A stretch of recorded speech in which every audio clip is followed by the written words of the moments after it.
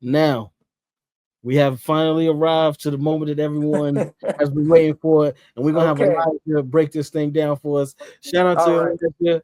He says so. The 1984 Olympics in Los Angeles. I'm assuming it was tryouts. Were you confident going into the tryouts? Um, there's no way I can tell this story without it not being at least 5 minutes long. Take So your bear time. with me. Take your time. I will try and get through that. Okay, so I graduated in 1983, so I had a gap year. Okay. It just so happened that during my high school and college career, I had been involved in USA basketball. I started with Junior Olympics 2 years in a row, and then I went to national select teams. So I haven't just put on the USA uniform just for the Olympics. I have 7 medals. Okay. Um, so that has all led up to the Olympics. So when I graduated in 1983, I was an alternate on the Pan American team, which is usually the Olympic team. They usually take that whole team. But that made me an automatic World University team player. So I went to Edmonton, Canada with that team, and my head coach from the college was the head coach. But I had to work my way on that team. Was nothing handed to me. I ended up starting on that team. I worked for that too, and we won the gold. We won the gold. So after that, and that was the summer of '83. So I looked around. I was like, okay, I got to do something to get myself, in shape for the '84 Olympics. I thought about going back to ISU and practicing there, with the team and weights and have something more controlled. But at that time, I received an offer to go play in Germany. Mm. Okay. And that was the first country I played in. Do you know I didn't think twice? I didn't know what type of league I was going to find. I didn't know what language I was like, I don't know how to speak German. I was like, I just knew something in my heart told me, I was 20 years old because I wasn't even 21 when I graduated college. So something in my heart told me you need to do this. So for everything, for growth, for maturity, you need to go be on your own. You have everything has been implanted in you of what you need to do to be on that team, right? So you have weight training, you have running. They give you stuff that they expect you to do over the summer in order to come to the tryouts in Colorado Springs, right, and be ready to try out. So I used my year and I went to Germany, and it was definitely culture shock. you know, we practiced 3 times a week, 3 times a week, which was not enough for me. So I had spare time to do my stuff. But the league was really good. I didn't realize I was on a team that was the last place, but we ended up being third place. So I feel like something was accomplished there. And on the other hand, I got my body ready. And how did I do that? I lost 15 pounds. I put on muscle weight, and I became a shooting guard. And I worked on my defense because I said everybody can score, but I need to play defense and rebound because what did Pat Summitt say? That's what wins championships, right? So I played that year and I came back home and I got to receive the letter that said, okay, it's time for the tryouts. Well, we'll have in the tryouts in about a month or so, and then we need you to report to Colorado Springs because that's where they had the tryouts. As a kid, I had asthma. I had a little bit of problems and things like that. I was like panicking. I'm like, oh my God, I'm gonna go there and I'm gonna be like, everybody laughing, right? But I was very fortunate that my coach helped, and she was very instrumental. My coach has helped me to get to Colorado Springs, and I stayed with a team, one not a teammate. I stayed with one of their players that was going to try out for the Olympics too, and their coach, Seal Berry, let me use all the facilities in Colorado Spring, Boulder, so that I could get myself acclimated and ready for the tryouts. Okay, y'all following me? Hmm. So I moved out. Mom, I was like, Mom, what should I do? And she was like, here's your bag. She was like, Mom, Dad, kicking me out the door. You're going to Colorado. So I got out there about a month earlier than the tryouts. And that was the key. That was the key because I tell you, the first day I went out to go run, I thought I was going to die. Okay, I don't know if any of y'all have been to Colorado and tried to go running, but In it's the like the air elevation. is like Yeah. Yeah. so I was determined to get myself used to that and acclimated, and that's exactly what I did. I got on a weight program. I got to use the facilities to, the gym, to do shooting, to do drills, to do running, to do everything I needed, everything that was on that paper. I was gonna have it done, right? Run the mile in this long and do that, whatever it was they asked, I was gonna do it. So it comes time to the tryouts, and I'm there already. So we get there, and the first day, I'm rushing through this a little because I know there's probably more questions. There were more than 300 and something girls in those 4 gymnasiums. Wow. Okay. Can you imagine that many? Because it was called open trials. So anybody could go, Yeah. right? Anybody who, you never know. You might find it, if there's somebody who's not invited, you might find a diamond in the rough. So here we go the first day. And the first day they said they cut probably about 100. And the next day they got down to about, maybe 50 or 60, I don't know, working rosters. And we actually were in tryouts for 2 weeks, 3 practices a day, 7 o'clock to 11 or whatever, lunch break, come back 1 to 3, break, and come back 7 to 9, which was usually the time that we would play. Okay. So guess who was like feeling good and like, okay, let's go, let's go, let's go. I was on top of the world. I could run like a deer. I could run like a deer, and it helped me out so much, like to defensively with like the quicker guards. There were so many other guards that were so quick. But I was always a step ahead because I had the endurance built up, right? So we're there for the 2 weeks, and they finally get down to 19 players, 19 or something, 19 at first, and then they cut 2, and they said, okay, I want everybody to go home. And we're all like, what? We're like, that's not the Olympic team. The Olympic team is 12 and then 3 alternates, right? And they said, we've come to a standstill. We don't know. We need time to think about this. So we're giving you guys 2 weeks and then come back, and then we're gonna play in a tournament. And from that tournament, it was like a pre-Olympic tournament, right? And from that tournament, I got the paper right here in my hand. It was Japan was there, Hungary was there, our Proc was there, Korea. So we played against some teams that we were gonna be facing in the Olympics. And Okay. they gave us those 2 weeks off. Guess who stayed in Colorado? Yes, I did. I stayed out there, and I worked and worked and worked and worked and worked because I knew I was close, right? That's close.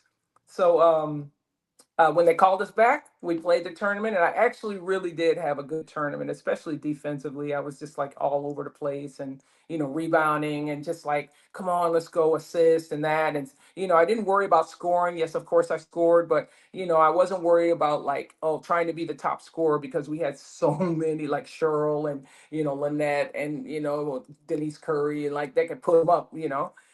Um, Janice How and you make and those teams too, though. huh?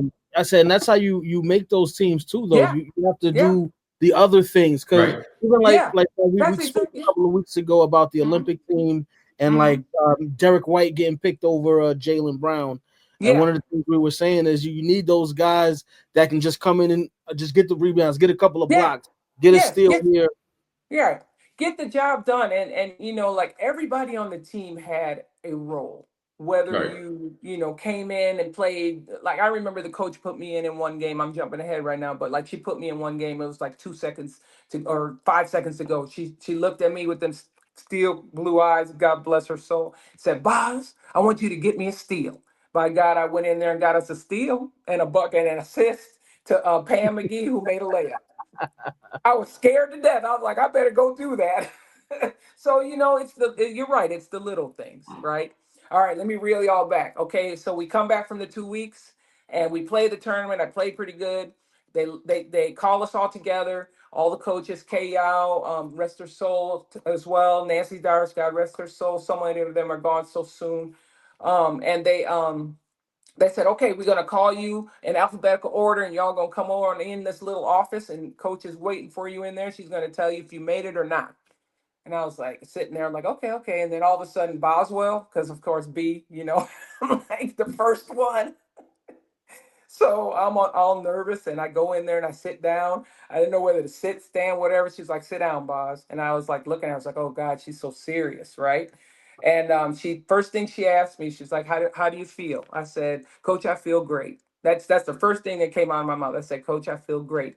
And she is like, "How do you think you did in the trials?" And I said, "I gave my 100, and I can still give more." I said, "I feel like I did the job." And she was quiet. She kind of sat back, and she said, well, you did, and our coaches noticed that you changed. You dropped weight. You change. You're quicker. Your shot has changed. We've noticed the work that you've done. And I'm like looking at her like, and she said, "Congratulations, boy!" About blew. I jumped up out of the chair and hugged her, and then I realized what I did, and I was like, "Oh," and she's like, "It's all right." And so she said, "We're keeping this quiet for the press, so don't say nothing." All right, I was like, "All right." So first thing I did, I sprinted out. She was like, "Now go on up to the dorms." I had to go out the back door so nobody else could see me. So I ran up to the dorms, and I was like, "Oh my God, oh my God, oh my God," and I couldn't hold it. I took a quarter, put it in the payphone, called my parents, and said, "Don't you dare say nothing." They're like, "You made it." And that's how that whole thing went down. That is definitely how it went down. How did that? I mean, it's an amazing experience because, like you said, you committed very early, not only to the training, but Yeah, also changing your mindset because so many young exactly. women, so many young players would have gone there saying, I got to put up points. I got to show them what I could do. And you said, no, Yeah, I'm going to commit to show you the all around aspect of my game. exactly. How did that also change your mindset for the way you approach the rest of your life? Oh, absolutely. Absolutely. It made me pay attention more to the little things, you know. I've always been a person that's appreciated everyone, whether you're the janitor that cleans the gym at night or you're, the principal of the school superintendent. I'm going to say hi and I'm going to be me and I'm going to strike up a conversation because you never know what you can learn from people. You just never know. And I think that showed me a lot of humbleness, like to be able to you know, fall into the role that they gave me and be proud of it and look in the end that we won the gold because of my little contribution or whatever my contribution to the team. And if you do look at the stats, maybe I know mine by heart. It's like I think I average like almost 5 points a game, but I average like 4 steals a game and rebounds and that was my role. And apart from just the physical part, my role was to be a good teammate, to keep everybody up and to keep everybody glued together. And it's so funny because a lot of the times people don't look at that. They look at, and I'm not taking anything away from none of my teammates because Cheryl is like out of this world. And I was like so happy to play with her. You know what I'm saying? You Yeah. know, and then we had on that team, we had Lee Henry, we had Kim Mulkey was on the team, we had Pam McGee, and I could start naming off and rest in peace, Annie D and Donovan and like everybody played their role. Everybody, you know, just was there and we came together. You know what I mean? We came together. And that's why we knew that we had a lot of pressure because we were playing at home Yeah. and the 1980 team, just which was such a tragedy that these athletes, didn't get a chance to get out there and prove themselves because of the boycott. So we even felt that pressure of that. We were like, we got to do this for the 80 team, man. We got to do this. They didn't get a chance. And a lot of the players had already like aged out, so to speak, from coming to try out again. So, we felt like we got to get this first medal, y'all. We got to get it. We don't care who we're playing against. Like Russia's the one missing out on it and the Pan American Games, we already proved we're the champions. So, when we did that, that's why we went out and we were so scared. We beat everybody by 30 points. Yeah. So And we you were like, no, we're not gonna just win. We gonna annihilate. So, Dominate, right? you you know. named a lot of legends on that roster. hmm What did it mean to you knowing that where your game was, you're in the same lane as all of these legends, and you guys are all together on this team that's representing the United States? Oh, it felt absolutely great. It felt like so deserving, because I felt like I was representing almost the little guy, like I'm the only one from, Illinois, from a mid-major school. Everybody else was from, Georgia. Teresa Edwards from Georgia, University of Tennessee, Old Dominion, LSU, or not LSU, Louisiana Tech. So I felt like I belong. I felt, I don't let me forget USC now. Okay, we have Tennessee, USC, Tennessee, Kansas. So I felt like, I earned my spot and I earned my role, and I feel proud of it. I feel proud that I was able to walk, with them, with them at the same level with them. Let me I'm gonna take this next question here. Hmm. I'm gonna step away and Eric's gonna take over. Okay. But I wanna again, I just want to thank you so much for taking the time. Like, we truly appreciate you, because you were one of the guests that we got requests, and people have been hitting us up when we couldn't work it out last week.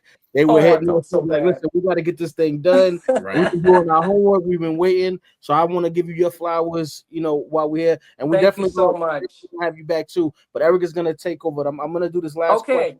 from Elijah, and then I'm gonna Uh-huh. step away. All right. So Okay. Elijah says, talk about Pat Summit. Was she tough on y'all? And what was her strengths as a coach at that time? Because she was young too. Teresa Edwards says she ran y'all like crazy. Yeah, she's right. I have to give it to Teresa. She's right. She ran us like crazy. Like I said, we were going to be in shape. Was nobody, I mean, after we played our game, we could probably play another two games. That's how in shape we were. But it wasn't just about the physical part.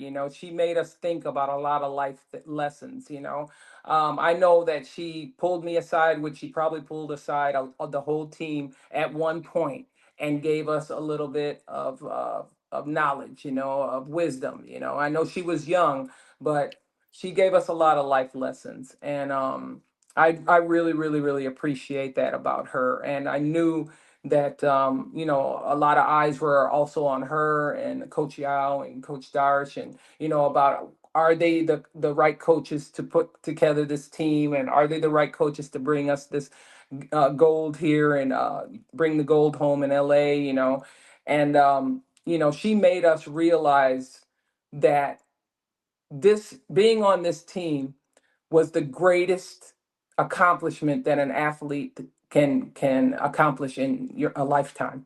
To be representing your country, to be fighting for your country, to bring a gold home, to be a champion of your country. You know what I mean? So she really, really, created the culture that we respect one another and that we support one another. And that, if a player is down, we're there to pick them up. You know what I mean? Come on, let's go. If she was too hard on somebody in practice, everybody was there to pick that person up. And that's what she looked at. That's what they all looked at, to see how much we helped each other out in those tough moments and the happy moments.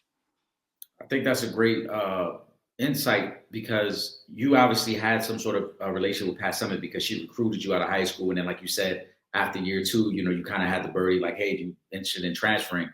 So, do you feel like it made it easier for you to play for her because of the prior relationship, understanding where she was coming from and how she was trying to motivate you guys?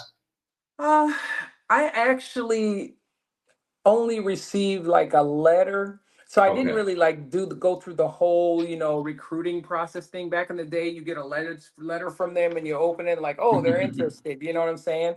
But that always stuck in the back of my mind. But I honestly think that after because I did go try out in 1980. Okay, now grant mind you, 1980, I'm really, really young. I'm like 17 or something. But I honestly went, but I didn't go with the mindset of making that team because I thought I was too young. Okay. And this is before we knew that the boycott was gonna, come in effect or whatever. But I did go.